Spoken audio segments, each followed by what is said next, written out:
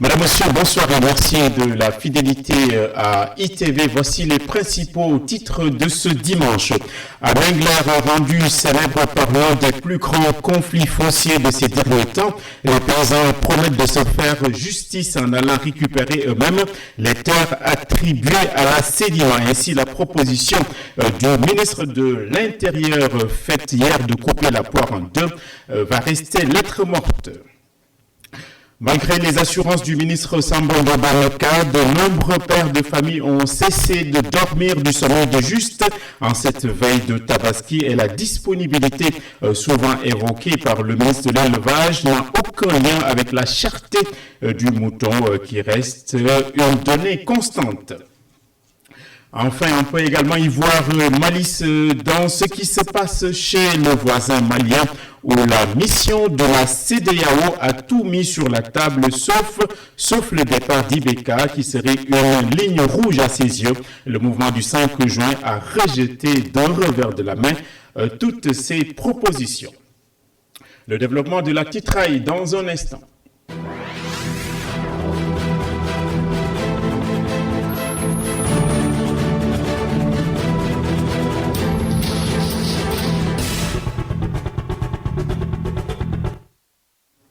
On l'a dit donc, la population à Dengler a rejeté tout bonnement les propositions faites hier seulement par le ministre de l'Intérieur, Ali Ngoundiaye. Et dès demain, lundi, cette même population prévient qu'elle va aller récupérer et arracher les terres octroyées à la Sédima. On va écouter tout de suite la réaction d'un des porte-parole au micro de Alioune Kane. Nous campons sur nos positions qui, depuis le départ, n'ont pas encore changé et ne changeront pas. Nous ne céderons pas d'un iota sur nos terres, que ça soit clair devant l'opinion, que Dengler est déterminé et debout, et jusqu'au bout du moins. Qu'on nous arrache nos terres, ou bien qu'on les restitue, nous resterons dignes. Nous ne céderons pas. Nous lançons un ultimatum au ministre Ali Ngoundiaye, qui nous pensons qu'il n'est pas de bonne foi. Parce que s'il l'était, il aurait proposé une solution qui est différente de celle qu'il a proposée. Et nous disons même que ça, ce n'est pas une solution. Ce n'est pas une solution, nous le prenons comme étant une décision unilatérale du ministre de venir, de faire des mesures par-ci, par-là. Et là, ça ne nous concerne pas, ça ne nous engage pas. Le ministre, il n'a qu'à faire ce qu'il veut, avec les services qui l'accompagnent, avec les géomètres qui l'accompagnent. Il n'a qu'à mesurer ses terres et partir et repartir. Mais nous resterons sur le champ. Et l'ultimatum en est qu'après le lundi, les paysans vont retourner sur les terres, quitte à ce qu'ils y retrouvent des nervis armés, quitte à ce qu'ils retrouvent des gendarmes, mais ils sont décidés, déterminés à cultiver leurs terres. Et toujours dans cette actualité, la fête de la Tabaski approche à grands pas et ça va être de gros soucis pour les nombreux Gorgorlous et pères de famille ici au Sénégal. Et les autorités ont souvent pointé la disponibilité du mouton, ce qui n'a rien à voir avec la cherté du produit. On va écouter encore une fois la béatitude du ministre de l'Élevage qu'il a prononcé, c'était à Saint-Louis, propos recueillis par Momar Alisnia. Je sors de cette région très satisfait, en ce sens que l'année dernière, à la même période, à J-12 de la Tabaski, on était aux alentours de 6 000 têtes. Cette année, on est à plus de 7 000 têtes. Donc, nous avons noté un surplus de plus de 1 000 têtes au niveau des différents marchés, mais au niveau des différentes zones d'attente. Donc par rapport à ça, on ne peut que s'en féliciter.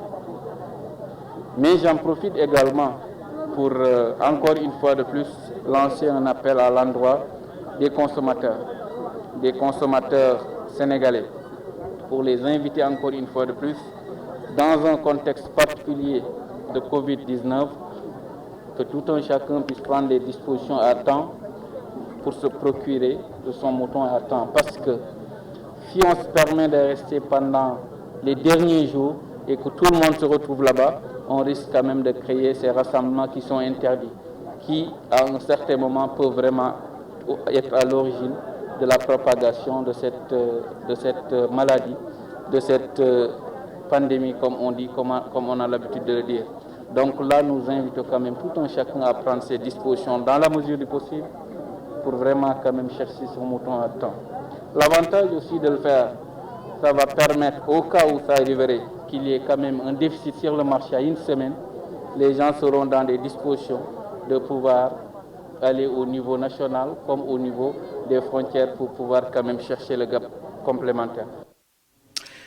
Et de nord au sud, il faut signaler que la politique dite zéro bac est en train d'avancer dans le pays et les vieux rafiaux vont bientôt être remplacés par des ouvrages et des ponts qui sont en train d'être érigés, notamment à Marsassoum où s'est déplacé le ministre des Transports terrestres. On va suivre tout de suite le reportage réalisé par notre correspondant sur place, Ousmane Demba.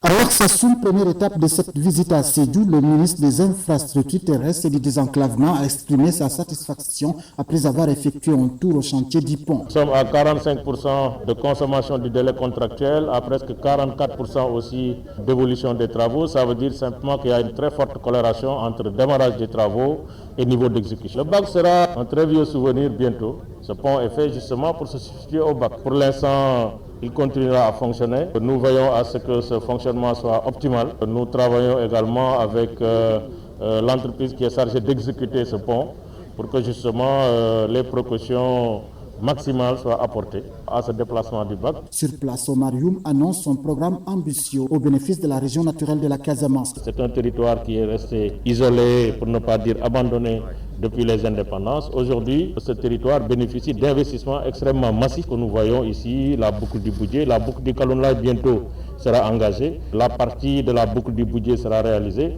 Donc ça veut dire que la Casamance va respirer, avoir des infrastructures modernes de dernière génération qui doit permettre justement de raccorder globalement cette région naturelle qui a un potentiel économique, touristique, agricole extrêmement important. À la gare routière de Sédhiou, le ministre a tenu un discours rassurant à l'endroit des acteurs trouvés sur place. Il s'agit de la réforme du transport à travers un fonds de développement. L'échange avec des élus s'est soldé par une motion de remerciement à l'endroit de l'hôte du jour. Voilà, Ousmane Demba et le ministre sous la pluie. Reportage également vers Touba, en ces quartiers périphériques où les infrastructures sont totalement indigentes. C'est ce que nous dit ici Goran Daklo dans le reportage qu'il a préparé. Sam Bokatul Moubarak, un quartier difficile d'accès, une localité où les infrastructures de base sont quasi inexistantes, une situation qui pousse la population de ce quartier périphérique de la cité religieuse à manifester leur colère. Sam ko ne xam na ne ay sancaan la te pour diggante Madiyana ak Sam ndox mi bari na pour nga jógee Sam dem Madiyana lu metti la loolu nag état lañ koy jooy. Nous rencontrons d'énormes difficultés, surtout en cette période d'hivernage. Les routes sont coupées et nous n'avons pas où passer pour vaquer à nos occupations. C'est pourquoi nous lançons un appel au chef de l'État pour qu'il nous vienne en aide, parce que le maire ne connaît pas l'existence de Sam. Il n'y a pas d'éclairage public, ni rien. ndax taataa yi bari na lëndëm gi métti na agresseurs yi bari na fi kon loolu moom ci jafe-jafe yi waa sancaan yi la bokk. Autre problème soulevé par les habitants de Sam Bokatul Moubarak reste la distribution des vivres dans cette partie de Touba. président def na li mu war a def muy jël na ab dund jox ko askan wi jox ko ñi nga xamante ni ñoo ko waroon a séddale tey bu fekkoon ne dañ koy teg ci ay loxoy politiciens kon yaakaar naa ne politiciens ñoo koy séddale. Le président de la République a rempli sa mission. Il a mis à la disposition de la population des vivres et pour une bonne distribution, l'État a collaboré avec les chefs de village, mais ces derniers ont failli à leur mission car les délégués de quartier et les commissions n'ont pas pris en compte certaines populations, surtout les ayants droit. ñoo def li ñu war a def ñoom ñoo jalgati liggéey bi ñoo doxal ñoo xamante ni wóorut a am ñoo jël ceeb bi defee ko nu mu leen neexee loolu nag moo tax ñu woote fi ngir bëgg ko leeral. Chaque matin, nous venons ici car les familles vulnérables sont prioritaires, mais depuis le démarrage de la distribution, Sam n'a rien bénéficié et nous n'avons vu personne. Sam Bokatul Moubarak manque de tout au moment où l'hivernage bat son plein, une situation décriée par les habitants de ce quartier. Et puis retour en zone, notamment à Sédhiou, pour suivre les activités du ministre en charge des transports terrestres, Maître Omar Youm, suivi dans ses déplacements par nos reporters Amando Robertien et Sidignan. Voici le sujet. L'APRI s'est invité à la cérémonie. Les professionnels des transports de la région de Sédhiou ont saisi l'occasion pour étaler leurs doléances devant l'hôte de la capitale du Pakao. Nous voulons une gare routière moderne placée juste à l'entrée de la région. Nous avons également tout fait pour goudronner la gare, mais en vain. Nous attendons l'aide de l'État. Nous voulons une gare routière très moderne et pour cela, il faut la main de l'État.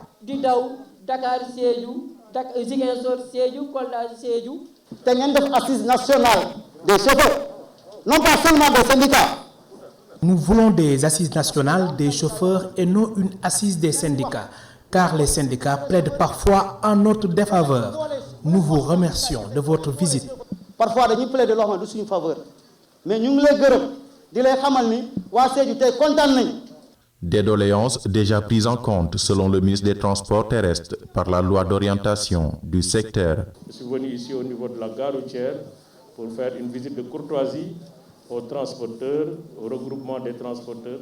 Le transport fait face à un défi extraordinaire d'insécurité routière.